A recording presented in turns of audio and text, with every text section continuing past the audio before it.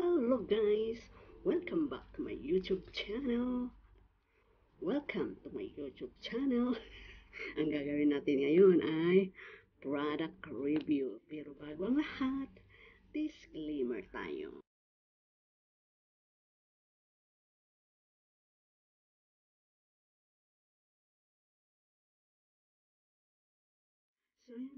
So yun guys.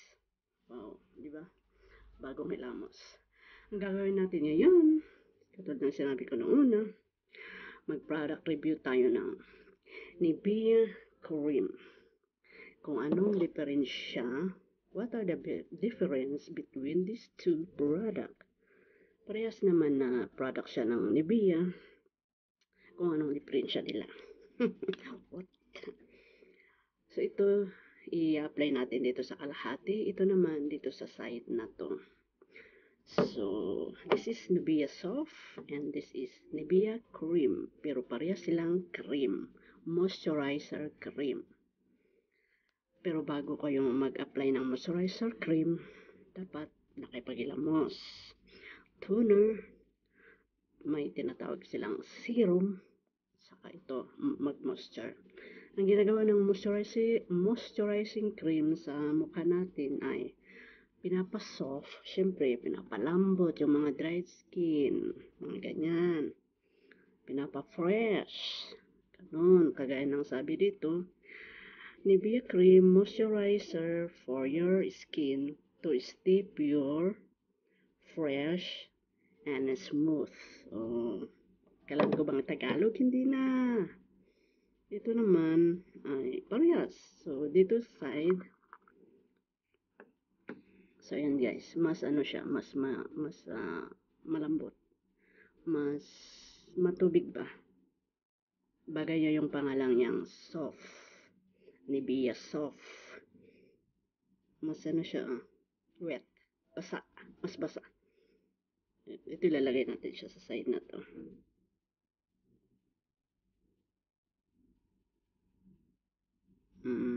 Ay. Tapos, itong blue sa kabila. Bago, kabibili ko lang. Yan. Yan siya. Yan ang style niya. Mas sticky siya, mas makapal yung texture. Malakit ba? Yan. Para mas madami yan.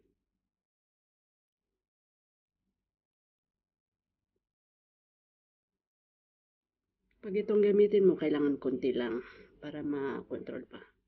Pag ito naman, ano na. So, yan guys.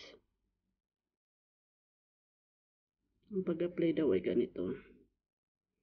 Mas ano siya, mas maano tong ipahid ito. Mas madali siyang maipahid. Oh.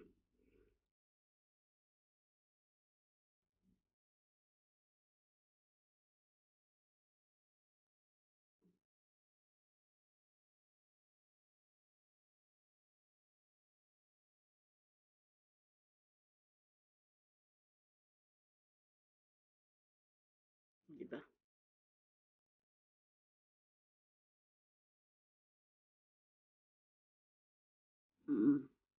Yan. Ito, dito, mas maano, mas oh, nakita nyo yung diferensya.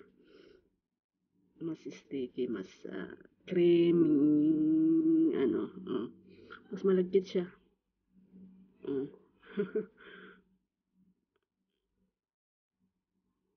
Makapal yung texture niya.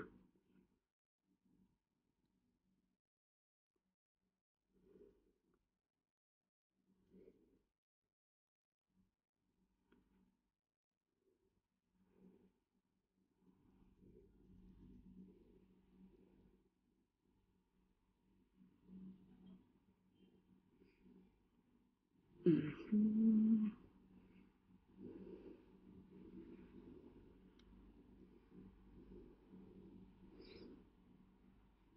Mas ino ato, mas malambot,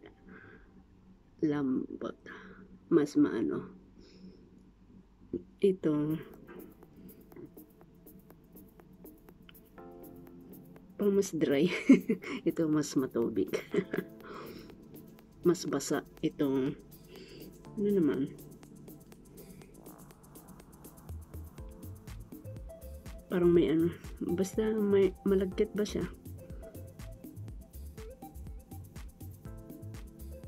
Yan. Yun yung difference ng dalawa.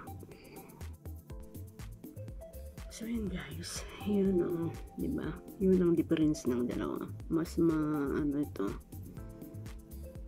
mas watery siya. Ito naman, mas sticky siya, malagkit siya dito. I prepare this one. Mas ano siya talaga, soften.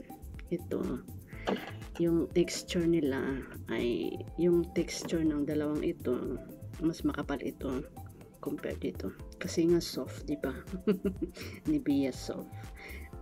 Ito siya, bet ko ito.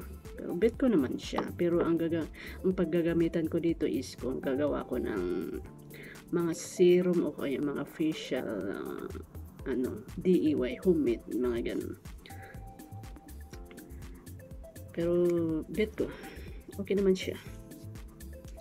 Mas malagkit lang siya. Ito, mas watery siya. Yun lang naman ang difference nila, pero parehang product ng Nivea cream. Parehas silang moisturizer. Ang moisturizer ay maganda sa katawan. Pinapalambot. Ganon. Gaya ng sabi dito, moisturizer. Basahin ko, for your skin to stay pure, fresh, and smooth. Diba? Malambot. At saka fresh. Oh, fresh nga ba? Fresh naman. In fairness. In fairness sa product ng Nivea na to. I choose this one. And okay naman. Ito siya. Mas okay siya kaysa dito. Pero kayo, kung anong choice nyo. So, ayun guys. Thank you so much.